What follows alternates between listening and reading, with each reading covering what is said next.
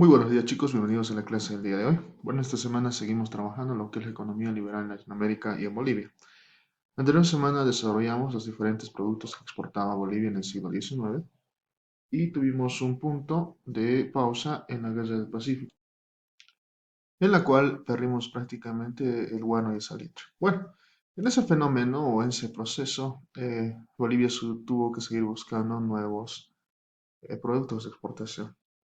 Por lo tanto, en el siglo XIX se dio un nuevo auge de las exportaciones de plata, debido a que se invirtió bastante, o se dio una serie de transformaciones en la minería de la plata. A partir de entonces, un grupo de empresarios mineros, que eran a la vez terratenientes y comerciantes, obtuvo el control de las principales minas de Bolivia, conocidos en su momento como patriarcas de la plata.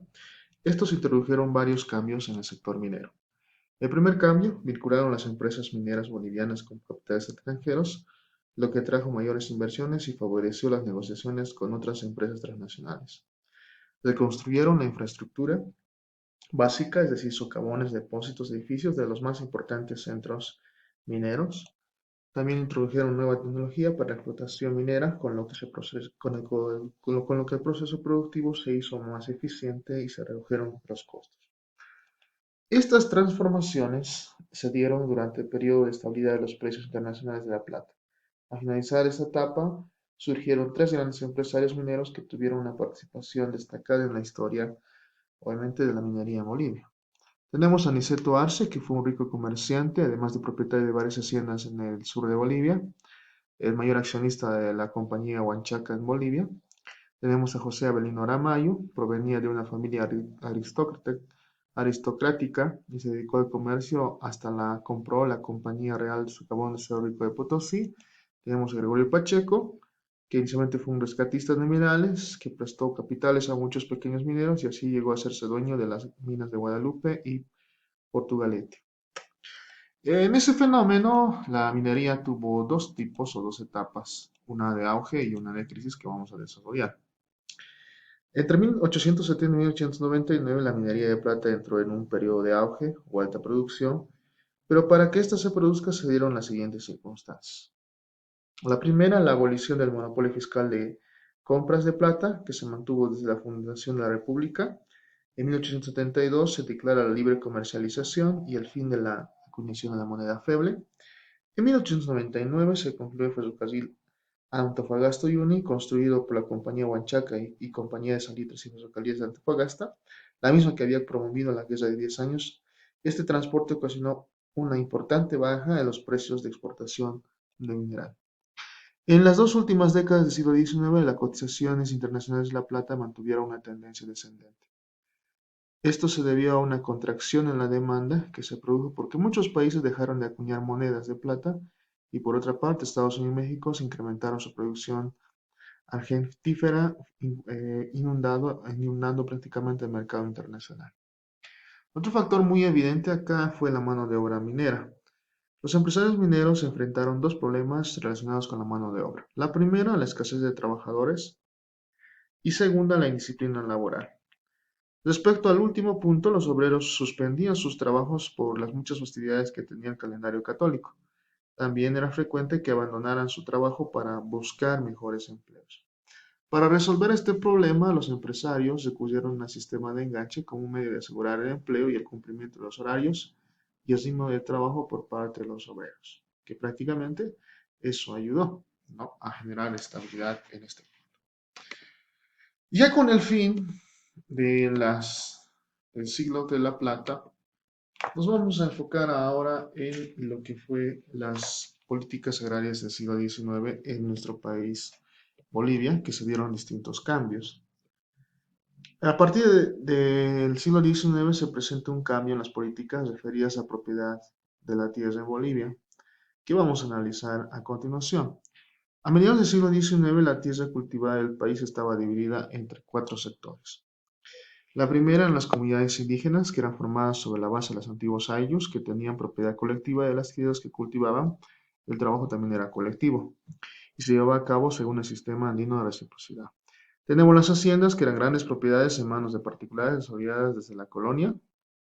Tenemos las pequeñas propiedades que pertenecían a sectores intermedios de la sociedad, eran parcelas trabajadas por sus propietarios y algunas veces con ayuda de sus familiares. Y finalmente tenemos las estancias ganaderas, latifundios extensos, propios de las regiones orientales, eran trabajadas por peones sujetos a jornada. En las regiones próximas a los grandes centros poblados de la época, se desarrolló una pugna por el control de la tierra entre comunidades indígenas y hacendados.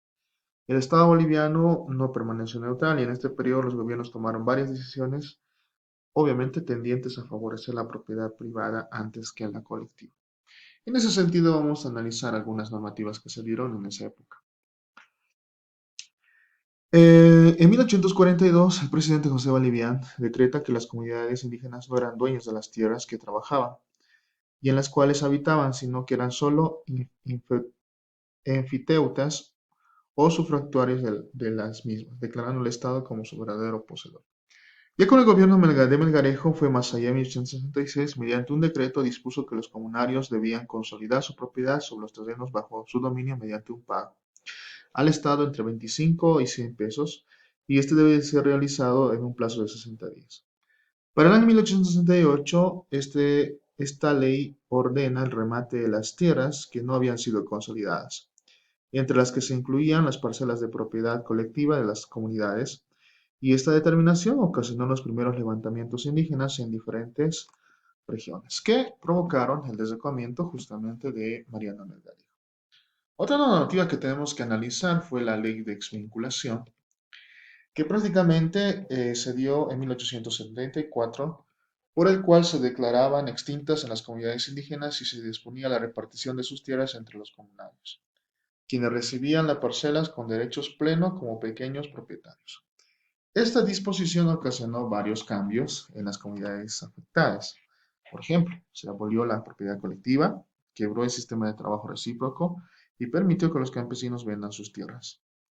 La medida se hizo efectiva y su principal consecuencia fue la venta de muchas parcelas y la disolución, es decir, el fin de las comunidades en ese tiempo de la época colonial que provenía.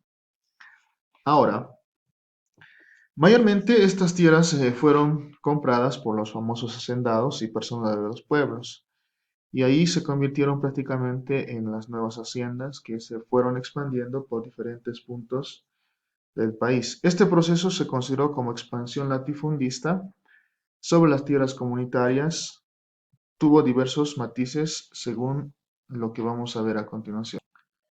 En ese sentido, la zona con mayor impacto fue la de la provincia del Altiplano Paceño. Cuando hablamos de la expansión latifundista, por ejemplo, en el norte potosino, las comunidades estaban cohesionadas en torno a las autoridades, por lo que lograron evitar la parcelación de sus tierras. En Cochabamba prácticamente no hubieron grandes cambios, y en los valles de Tarija, las comunidades indígenas ya habían desaparecido desde el inicio de la época republicana. Esta sustitución de la propiedad colectiva por la individual se sustentaba en la idea de que la explotación de tierras en manos de los indígenas representaba un perjuicio para el progreso del país, por cuanto estos mantenían medios tecnológicos primitivos. Y siguiendo los criterios racistas de la época, se confiaba más en el hombre blanco, que era progresista y emprendedor y que mejoraría la producción agrícola. Bueno, aquí vemos un punto de aplicación de un sistema del darwinismo social que hemos ido avanzando. En ese contexto, una vez que lastimosamente ya habíamos perdido o se había dado el fin del auge de la plata, el Estado boliviano tuvo que enfocarse ya en otros recursos. Por lo tanto, se inicia la exploración de una zona muy alejada de nuestro país, en este caso la región amazónica, donde prácticamente ya existía una explotación de un recurso muy importante en su momento, la goma elástica o el caucho. Bueno, antes de la ocupación del extenso espacio amazónico, se hicieron varias misiones exploratorias. Unas partieron de La Paz y Cochabamba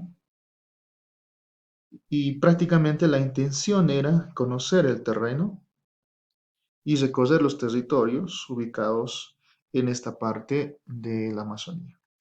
La ocupación del área se realizó a partir de dos corrientes migratorias. Una provenía del Beni y Santa Cruz, que fue la más constante y que tuvo mayor cantidad de migrantes. La otra provenía desde el departamento de La Paz, que estaba compuesto por rescatistas y comerciantes de quina, que se interesaron obviamente en este punto, en el caucho. El Estado boliviano intentó imponer su control en la zona, más que todo interesado en cobrar tasas de exportación de la goma elástica. Incluso se crea una aduana en 1882 en los ríos Mamoré y Beni, y también incluso se llega a fundar una ciudad para poder tener un mayor control. En ese sentido, se va formando la explotación del caucho.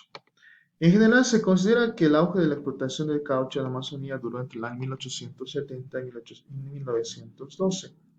La expansión de las empresas caucheras se fundamentó en tres factores. El primer factor fue el control de la mano de obra necesaria para la exportación de la extracción, perdón, de la goma elástica. Se empleó mano de obra cautiva, es decir, condiciones de esclavitud de los pueblos amazónicos. Luego se trabajó en las redes de reclutamiento bajo el sistema de enganche. Luego tenemos el control de áreas forestales de explotación.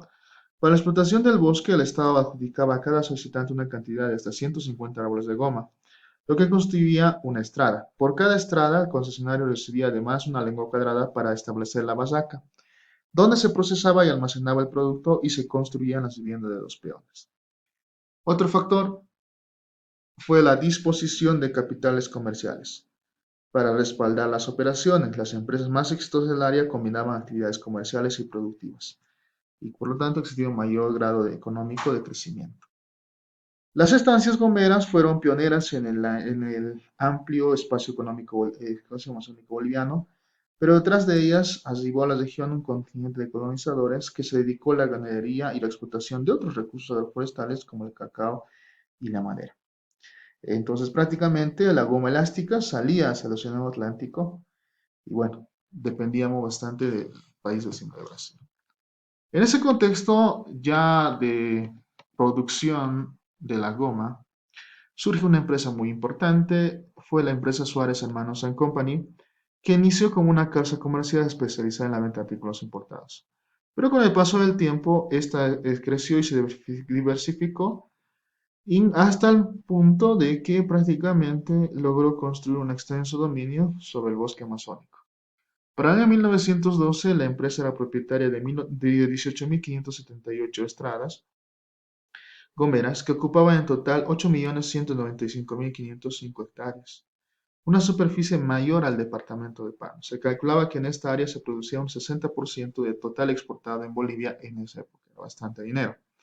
Hasta ese año el destino de la producción boliviana eran los países europeos, pero a partir de entonces estos comenzaron a recibir cantidades crecientes también de goma elástica provenientes de Asia y África.